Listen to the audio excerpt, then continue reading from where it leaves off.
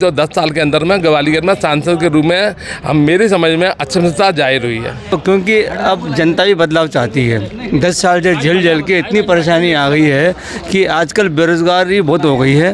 हाल फिलहाल तो एक लोगों का जो मुद्दा दिख रहा है वो इस बात पर दिख रहा है कि हमने मंदिर बना दिया है और मंदिर के मुद्दे पर पूरा चुनाव जा रहा है, लेकिन मंदिर हमारी रोजी रोटी नहीं है, मंदिर हमारी रोज की हमारे बच्चों का भविष्य नहीं है। नमस्कार दोस्तों, ब्रेकिंग राज न्यूज में आप सभी का स्वागत है। दोस्तों, कांग्रेस ने ग्वालियर, मुरैना, खंडवा की चर्चित सीटें आज क्लियर कर दी। कांग्रेस ने एक और लिस्ट जारी कर दी है। पार्टी ने ग्वालियर से कांग्रेस से प्रवीण पाठक, मुरैना से सत्यपाल सिंह सिकरवार, खंडवा से नरेंद्र पटेल को अपना उम्मीदवार बनाया। इसी के साथ ही कांग्रेस ने प्रदेश की सभी 29 सीटों पर अपने 28 प्रत्याशी घोषित कर दिए। आपको बता दें, कांग्रेस ने शनिवार को 6 प्रत्याशियों की नई सूची जारी की, जिसमें मध्य प्रदेश के अलावा गोवा और दादर नगर हवेली की सीट भी शामिल है। मध्य प्रदेश की 3 सीटों पर पार्टी ने अपना प्रत्याशी घोषित किया। इनमें ग्वालियर, मुरैना, खंडवा शामिल है। बात करें ग्वालियर की तो यहाँ प्रवीण पाठक मैदान में है, जो कांग्रेस के हारे हुए विधायक हैं। 5 महीने पहले हार चुके हैं। इससे पहले प्रवीण पाठक कांग्रेस के पूर्व विधायक रह चुके हैं, पर 2023 के चुनाव में भी किस्मत आजमाई थी, लेकिन उन्हें हार का सामना करना पड़ा। घमंडी के नाम से चर्चित प्रवीण पाठक को बीजेपी के नारायण सिंह कुशवाहा ने ग्वालियर दक्षिण सीट पर 2536 वोटों से हराया था। वही पार्टी ने मुरैना से सत्यपाल सिंह सिकरवार को प्रत्याशी बनाया। ये वही सत्यपाल हैं जो दल बदल कर कांग्रेस में आए हैं। इसके पहले सत्यपाल बीजेपी में थे। उन्हें पार्टी के आदेश का पालन न करने के कारण 2020 में निष्कासित कर दिया गया। दोस्तों, मुरैना से लोकसभा प्रत्याशी सत्यपाल की भाभी शोभा सिकरवार ग्वालियर से कांग्रेस की महापौर है। भाई 2 बार के ग्वालियर से विधायक है। दोस्तों, ग्वालियर मुरैना के साथ पार्टी ने खंडवा से नरेंद्र पटेल को कांग्रेस ने अपना उम्मीदवार बनाया। नरेंद्र पटेल मध्य प्रदेश कांग्रेस कमेटी के महामंत्री हैं। उन्हें बड़वाह विधानसभा सीट से कांग्रेस ने 2023 में चुनावी टिकट दिया था, लेकिन बीजेपी के सचिन बिरला के हाथों उन्हें हार का मुंह देखना पड़ा। वह पूर्व सांसद, पूर्व विधायक स्वर्गीय ताराचंद पटेल के भतीजे हैं। रेवा गुर्जर समाज में पटेल परिवार का प्रभाव रहा। दोस्तों, बताया जाता है कि नरेंद्र का नाम पूर्व सांसद अरुण यादव नहीं आगे बढ़ाया था, लेकिन उनके इस प्रस्ताव का पार्टी में विरोध नहीं होने पर यादव गुट आशंकित हुआ। इसके बाद उनकी ओर से सुनीता सिकरगाय का नाम आगे बढ़ाया गया, लेकिन बाद में नरेंद्र पटेल पर शीर्ष नेतृत्व ने सहमति दे दी। दोस्तों, जिस तरह से कांग्रेस ने टिकट वितरण में बीजेपी से मात खाई है और 1 महीने से ज्यादा बीत जाने के बाद आज टिकट वितरण की है, इसके बाद हमारी कुछ समय से भी राजनेताओं, पत्रकारों, वकीलों से बातचीत हुई। उनका कहना है कि बदलाव की आंधी है। हमने जब उनसे कहा कि बदलाव की आंधी 2023 के विधानसभा चुनाव में भी थी, जीत बीजेपी को मिली, कांग्रेस का और विपक्ष का सुपड़ा साफ हुआ। उन्होंने कहा कि उस वक्त स्थानीय मुद्दे थे, अब नेशनल मुद्दे हैं। जीत निश्चित विपक्ष की होगी और मोदी बीजेपी को हार का सामना करना पड़ेगा। ग्वालियर में लोकसभा चुनाव का असल शंखनाद आज हो चुका है, क्योंकि प्रवीण पाठक वर्सेस भारत सिंह कुशवाहा मैदान में आ चुके हैं और यहाँ पर कुछ राजनीतिक हैं, वकील भी और अच्छे अभिभावक हैं। उनसे पूछते हैं कि क्या कहना है लोकसभा चुनाव पे। आदरणीय, क्या नाम है आपका? DL उमरैया। उमरैया जी, लोकसभा चुनाव का परचम काफ़ी पहले ही बच चुका है, बिल्कुल बच चुका है। 29 की 29 सीटों पर आप प्रत्याशी घोषित हो गए हैं। हालांकि एक पर नामांकन जो खुजराव है BD शर्मा का, वो निरस्त हो गया है। अब ग्वालियर में प्रवीण पाठक वर्सेस भारत सिंह कुशवाहा। नहीं, जो खजुराहो का जो नामांकन चेंज हुआ है ना, उसमें ड्यूटी जो वहाँ के जो चुनाव अधिकारी थे उनकी ड्यूटी थी। ड्यूटी की बात नहीं है, निरस्त हो गया है। तो हाँ, निरस्त हुआ था। उन्होंने गलती की है, इनका कहना है कि उन्होंने तो खुशखबरी उन्होंने गलती की। निर्वाचन अधिकारी ने, निर्वाचन अधिकारी को देखना चाहिए था कि मतलब और बिना साइन के लेना नहीं चाहिए था। अच्छा, ड्यूटी कैसा मुकाबला देख रहे हैं, क्योंकि बीजेपी काफी पहले से बाजी मार चुकी है और अब प्रवीण पाठक मैदान में आ जाते हैं। प्रवीण पाठक लाखों वोटों से जीतेंगे। कैसे जीतेंगे? क्या क्या मतलब? क्योंकि उनका क्या बड़े बारीकी से कोर्ट में जरा की जाती है। बिल्कुल सही बात है वो, क्योंकि अब जनता भी बदलाव चाहती है। 10 साल से झेल के इतनी परेशानी आ गई है कि आजकल बेरोजगारी बहुत हो गई है और लोगों की उम्र काफ़ी हो गई है। उनको कहीं प्राइवेट भी नौकरी नहीं है, सरकारी। जो बदलाव की बात आदरणीय आज आप कर रहे हैं, वो बदलाव की बात 2023 में बढ़ चढ़ के थी। मीडिया कह रही थी कि बीजेपी तो गई। वो देखिए, वो वाली बात थी विधानसभा की, अब बात चल रही है लोकसभा की। अच्छा, दोनों एक और हम मुस्कुरा रहे हैं। ये हैं वकील साहब। वकील साहब, क्या नाम है आपका? पवन पाठक। पवन पाठक जी, आप तो शायद न्यायालय में कुछ पदाधिकारी अध्यक्ष भी हैं। अध्यक्ष में उच्च न्यायालय व्यास संघ ग्वालियर का। आप क्या देखते हैं, क्योंकि लोकसभा चुनाव का असल शंखनाद ग्वालियर में? देखिए, आपको कैंडिडेट के रूप में विचार करना है। 2 कैंडिडेट हैं आपके पास, बीजेपी की तरफ से और कांग्रेस की तरफ से।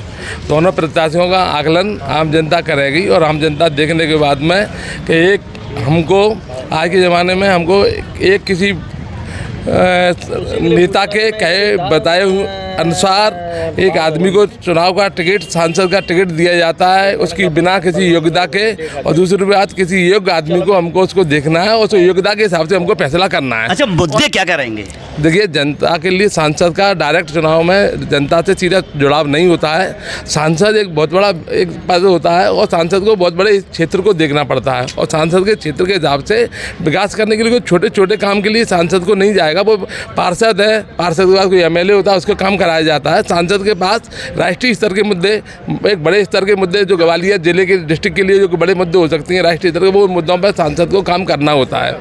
अच्छा, तो आपने देखा कि पवन पाठक जी का कहना है कि सांसद का काम छोटे मुद्दे नहीं है, नल्ली साफ नहीं करना, सफाई नहीं करना। विधायक का काम भी छोटा मुद्दा है, उन्हें ज़्यादा काम नहीं करना क्योंकि प्रदेश का काम करना होता है, मगर सांसद का काम राष्ट्रीय मुद्दा होता है। तो सांसद के राष्ट्रीय मुद्दे पे कौन कौन से काम होते हैं? सांसद के मुद्दे पर होते हैं कि भारत के अंदर में हमारे पास जो ग्वालियर के अंदर में जो केंद्र सरकार की जो योजनाएं रहती हैं उनको लागू कराना रहता है। केंद्र सरकार की योजनाओं को, केंद्र सरकार के बड़े बड़े प्लेटफॉर्म पे जो कार्यालय आ रहे हैं, फैक्ट्रियां आ रही हैं जो ग्वालियर में लगे हैं, ग्वालियर का विकास हो, ऐसी चीज़ें केंद्र सरकार की रहती हैं। को मोदी जी कह रहे हैं बहुत विकास हो रही है, क्या आपके नज़र में क्या विकास हो रहा है? मेरी नज़र में आज तक तो मुझे कोई विकास दिखा नहीं है। एक एयरपोर्ट की बिल्डिंग जरूर नहीं बन गई है, वो विकास जरूर है, वो दिखता है। अच्छा, एयरपोर्ट की बात करते हैं, एयरपोर्ट पूरा बन चुका है क्या? नहीं बना है, क्योंकि आप कहोगे कि मैंने निष्पक्ष बात नहीं की इसलिए मैंने उसको एयरपोर्ट को गिनाया है। आधा अधूरा सही लेकिन बना दिया है, जो विकास के रूप में है। नहीं तो 10 साल के अंदर में ग्वालियर में सांसद के रूप में हम मेरी समझ में अक्षमता जाहिर हुई है। अच्छा, आपके पास में हज़ारों की संख्या में क्लाइंट आते हैं और अधिकतर ग्वालियर के भी आते हैं, बाहर के भी आते हैं। तो ग्वालियर में या पूरे प्रदेश में, देश में इस बार सांसद के मुद्दे क्या होंगे या मुद्दे विहीन चुनाव है? नहीं, सांसद के पास में मुद्दे नहीं है। अभी हाल फिलहाल तो एक लोगों का जो मुद्दा दिख रहा है वो इस बात पर दिख रहा है कि हमने मंदिर बना दिया है और मंदिर के मुद्दे पर पूरा चुनाव जा रहा है, और जनता को यही मंदिर के मुद्दे पर नहीं जाना चाहिए। मंदिर बना दिया, बहुत अच्छी बात है, मैं भी जय जयकार करता हूँ और भगवान के राम का भक्त हूँ, लेकिन मंदिर हमारी रोजी रोटी नहीं है। मंदिर हमारी रोज की, हमारे बच्चों का भविष्य नहीं है, और हमको जो भविष्य, बच्चों का भविष्य बनाना है और किसानों का भविष्य बनाना है, तो हमको पहले इनके लिए, उत्थान के लिए, बच्चों के लिए नौकरियां हों, किसानों को उनका एक स्तर, भगवान के मंदिर के लिए तो हम जाएंगे। क्या कहना चाहेंगे? मैं तो मतदाताओं से ये कहना चाहूँगा कि वो प्रवीण पाठक को चुनाव जिताएं और वो योग्य आदमी है मेरी नज़र में, और वो मेरी बात से सहमत हों तो। अच्छा, आपका नाम? मेरा नाम गोपाल चंद्र शर्मा है। गोपाल जी, आप कितने सहमत हैं अपने पाठक जी से? मैं लगभग काफ़ी कुछ मुद्दों पे हमारे अध्यक्ष जी पवन पाठक जी सहमत हूँ, क्योंकि उन्होंने जो भी बात रखी, जो भी मुद्दे रखे, वो लगभग ठीक हैं और एक अच्छी सोच वाले मुद्दे हैं जो कि हर आम इंसान में होना चाहिए, लेकिन ज़्यादातर लोगों में ये सोच नहीं होती है। आपका क्या नाम है? पूरन सिंह राणा, एडवोकेट। पूरन सिंह जी, आपकी नज़र में इस बार सांसद की बाजी कौन मार रहा है? क्योंकि कांग्रेस काफ़ी पिछड़ चुकी है, प्रवीण पाठक आज मैदान में आ जाए। देखिए, शासन का जो तंत्र है और मोदी का जो तंत्र है, उस तंत्र के माध्यम से तो वो 400 पास कर ही रहे EVM के माध्यम से, लेकिन जनता का वास्तविक जो तंत्र है वो प्रवीण पाठक को जिताएगा और शासन का तंत्र मोदी को जिताएगा। अब जनता कितनी प्रबल अपनी जिम्मेदारी को निभाती है और शासन का तंत्र कितना प्रभावी जनता पे इफेक्ट डालता है, वो मतदान के दिन तय होगा। एक बात। दूसरा, जो वर्तमान में जो भाजपा का जो सांसद का चुनाव जो व्यक्ति लड़ रहा है, उस व्यक्ति को विधानसभा में अभी हम लोगों ने पछाड़ा। हमारी और पाठक जी की एक ही विधानसभा है, उस समय वो मंत्री थे। उस समय उन्होंने करीब 25-30 करोड़ रुपए खर्च किया और गांव में पैसा बांटा। उस पैसे की वजह से वो 25-30 हज़ार का जो मार्जिन था वो घट के 3,000 के समथिंग आ गया, क्योंकि हमारे देश की जो सिद्धांत हैं, जो नीतियां हैं, वो चंद लोग ग्रहण करते हैं, बाकी तो लोग बिकाऊ हैं।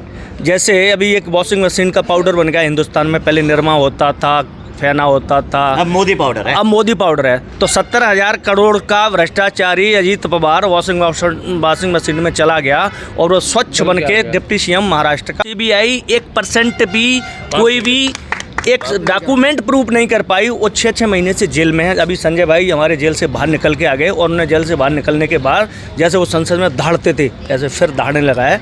तो मोदी तंत्र निश्चित ही है कि देश की जनता उस तंत्र को फेल कर देगी। आप पार्टी से बिलीव करते हैं? नहीं, मैं कांग्रेस से बिलीव करता हूँ। अच्छा, मैं ठीक। कांग्रेस का जी आपने देखा कि कांग्रेस से बिलीव करते हैं तो लाजमी है कि ये प्रवीण पाठक को ही बताएंगे, और भी लोग हैं उनसे क्या पूछते हैं। आप किसे चाहते हैं? हमारा तो ये है कि मोदी ने काफ़ी काम किए हैं, जैसे 370 है, कई कार्य हुए।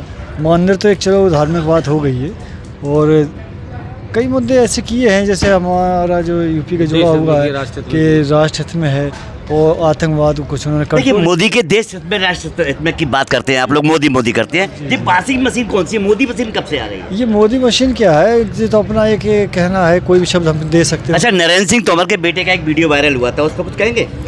उस पर हमको ज़्यादा डिटेल जानकारी नहीं है। पैसे का प्रायोजित कार्यक्रम है और बीजेपी ने डलवाया था, बीजेपी उसका भुगतान करेगी। नरेंद्र सिंह जी को ठिकाने लगाने के लिए वीडियो था। कहाँ से ठिकाने लगे? आज भी आ जा रहे हैं, कोई कार्रवाई नहीं, कोई जांच नहीं? नहीं, केंद्रीय मंत्री से बनाकर उनको विधानसभा का अध्यक्ष बनाकर उनको लूप लाइन में डाल दिया। जय इनका उसका वीडियो का पूरा मुद्दा था। कांग्रेस के द्वारा जारी आज मध्य प्रदेश के 3 टिकटों पर जो आमजन से बातचीत की है, और आमजन ने फिर 2023 की तरह मोदी को सबक सिखाने की बात कही, पर परिणाम सार्थक आएंगे ये कहना बेहद मुश्किल है। दोस्तों, इस पूरी खबर पर आपकी क्या राय है कमेंट बॉक्स में हमें जल्दी बताएं। यदि आपने अभी तक हमारे चैनल को सब्सक्राइब नहीं किया तो प्लीज बेल आइकन दबाकर अभी हमारे चैनल को सब्सक्राइब करें। खबर अच्छी लगने पर लाइक शेयर करना ना भूलें। अगली ताजा खबर के साथ हम जल्द ही आपके बीच हाजिर होंगे।